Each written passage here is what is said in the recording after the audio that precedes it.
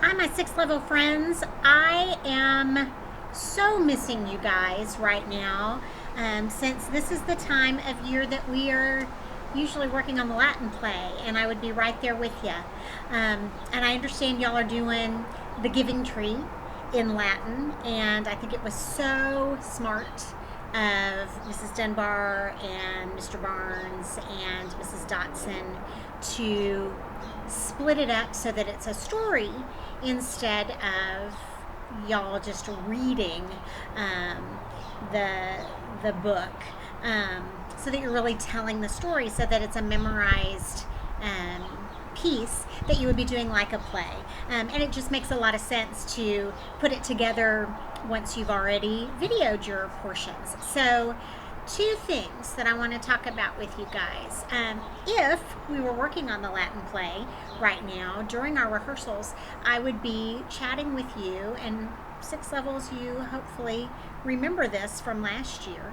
I would be chatting with you about, just because you're speaking in a different language does not mean that it should be spoken in a very stilted and uncomfortable and awkward way.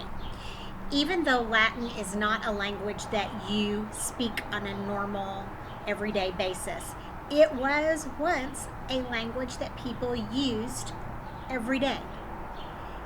It's just like, Sophia or Victoria speaking Spanish. Victoria, you don't really speak very much Spanish, do you? Anyway, just like them speaking Spanish or English, the inflection is going to be normal because it is normally how you speak.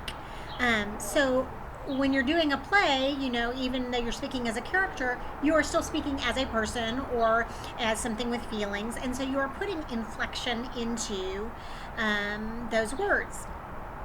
So, we don't all just talk like this in monotone, and it would be so boring, right? And like a robot.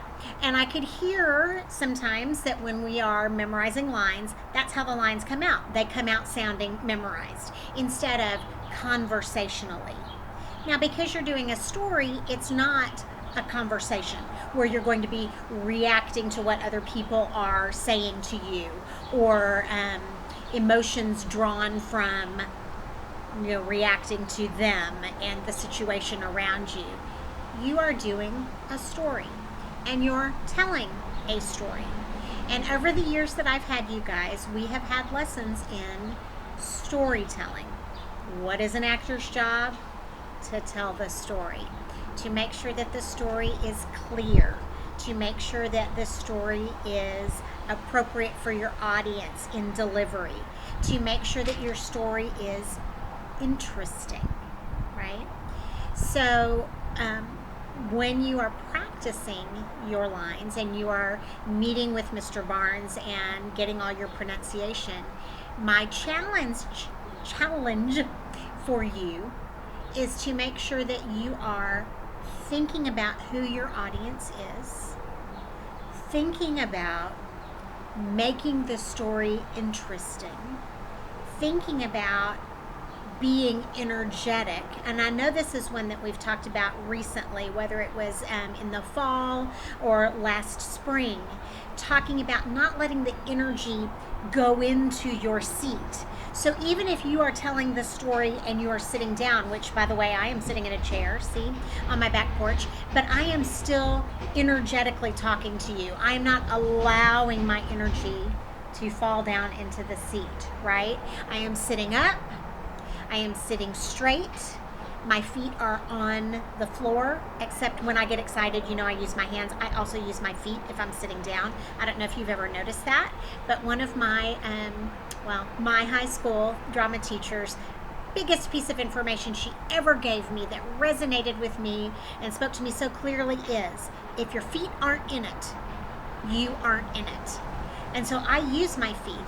Coincidentally, her name was Mrs. Burton, and she just passed away last week. And I am so sad, but she was, 95 years old, and she was, lived an incredibly long life. And I had the privilege of seeing her just a couple years ago. And she remembered me and talked to my family and met my family. So that's a really, not a sad thing. Sorry, side note that I just stuck in there. but I would love to keep her information going, and it was so important. Right now I'm flexing my feet because I'm talking to y'all and I'm excited about it. So my feet are actually flexed up.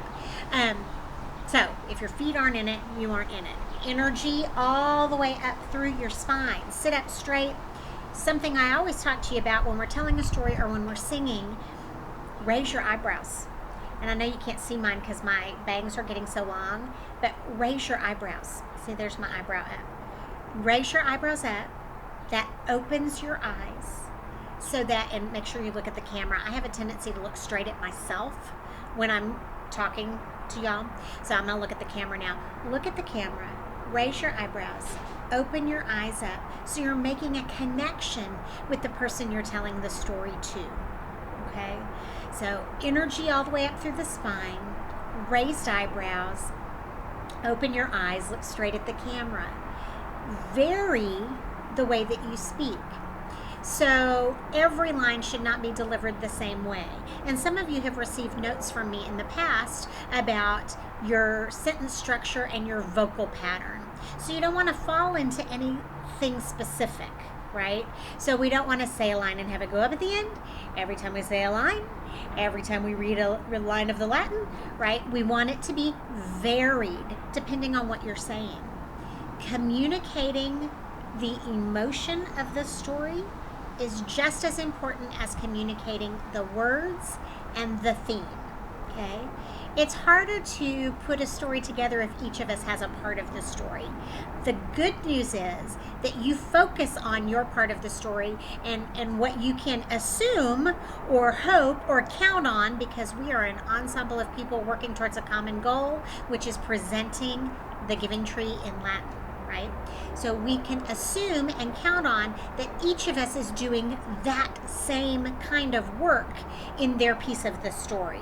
So as you are working through it, make sure that you're varying your vocal pattern.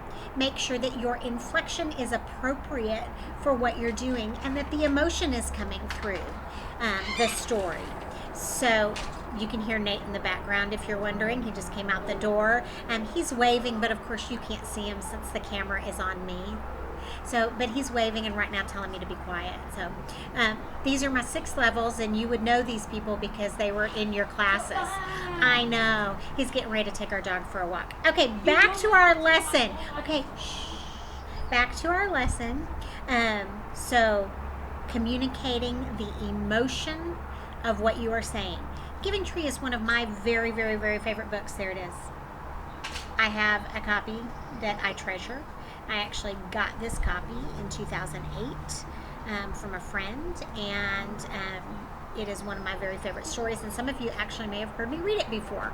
I am going to do a reading of this story, and I'm going to put it on the art, drama, music team page so that you can listen if you want to and hear the way that I do it. But that's just the way I do it. It's not the way you should do it. Remember that we own what we perform. So we don't want to copy the way anyone would do it. Our job is to read the entire piece, and I hope you have and not just read your parts of it. Read the entire piece and then go back and read it again. And as you read it again, think about the emotions that you need to convey. What's coming through to you in the story? What makes sense? So I want you to hear it in English. I would love for you to read it in English before you start learning that Latin. And I hope that makes sense to you. That's what we try and do with the Latin play every year is think about the words in English so that we know what we're saying. And then if we know what we're saying and we're communicating clearly the emotion and the theme of the story, then it will make sense and sound as if Latin is our first language and not something that we are simply memorizing to get out there. Okay? Those are important things about performing your piece. So in closing, my lovely friends, in closing, I have 2 other resources for you so that you can hear other people read the Giving Tree, so that it's not just my references and what you put in it. Remember that we beg, borrow, and steal when we're actors. We observe, We do research, we gather information, and we apply all of that to the way that we present our piece. So we are not creating a character here because it's a storytelling piece, but we still need to gather information and make sure that we know what we're saying, know what we're communicating, know what the intent is. And what better way to find out what the intent is than to listen to the author, Shel Silverstein, read his own story. And there are 2 YouTube videos that I would like you to find. One of them is the 1973, it's called The Actual Giving Tree, I'm looking at my notes, movie, spoken by Shel Silverstein. The Actual Giving Tree movie, spoken by Shel Silverstein. So not only will you be listening to him read, but you'll also be watching the 1973 animated cartoon short. They probably put it on TV. I probably saw it in 73. I would have been 5 or 6. So I probably watched it myself, but to hear him read his own story. And then there's another source that's just The Giving Tree, animated children's book. So there is a channel on YouTube called Animated Children's Books, and they animate, obviously, children's books. And in this version, they are reading and have animated The Giving Tree. So and those are both men reading, and then of course you'll hear me read. Okay, and so those are 3 different resources for you to hear what it sounds like. Do I think I have all the answers and mine is perfect? Of course not. Of course not. What you bring to it is uniquely you, and that is what's going to make it great. Make it uniquely you. Don't just memorize and recite. Approach it. Tell your story. So, wrapping it up here, big things to remember. Figure out who your audience is. Read the play. Read the story. Read it, read it, read it. Read it once, just to read it. Read it a second time to think about the theme of the story and the emotions that need to be conveyed. Then as you start memorizing, raise those eyebrows as you're speaking the words. Raise them. Look at your camera on your computer or on the phone or whatever. Don't look down because you're going to have it memorized and you're telling the story. Don't ever forget that it is up to you, the actor, to tell the story in a clear, concise way and let your audience know what emotions they should be feeling. All right? I miss y'all. I cannot wait to see it. I'm very excited. I plan to watch. And if you would like for me to see what you're doing and listen to what you're doing and give you feedback, oh my gosh, please send me your videos. All you need to do is send it to me through Teams. Or you can do it through Facebook. Whatever you want to do is fine with me. Or my email, which you know is Cindy at... No, it is not. I'm sorry. I almost gave you my Theater Arlington one. Don't send it to Theater Arlington. Send it to the TMA one, which is choneycutt@tmaonline.org. Honeycutt, HONEYCUTT @tmaonline.org. Okay? Thanks. Look forward to seeing you soon. Bye, friends.